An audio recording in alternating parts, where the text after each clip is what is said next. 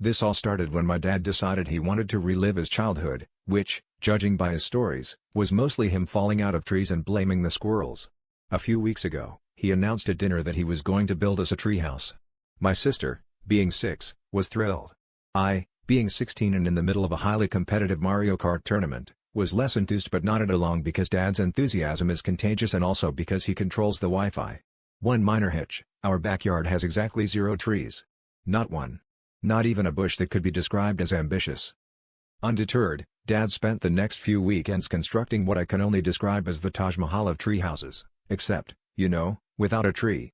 He recruited my uncle, who once built a shelf that lasted almost 2 weeks, for structural support. Plywood, nails, and various pieces of questionable lumber began to accumulate in the driveway. At first, neighbors were intrigued. By the third weekend, they were mostly just avoiding eye contact and parking further away. My mom, ever the diplomat, started referring to it as a land jot to deflect questions. The big reveal came on Sunday. Dad invited the whole family out to the driveway, threw open the door, and declared, "Welcome to the treehouse." My sister, bless her, climbed onto a step stool and peered inside like she was about to discover Narnia.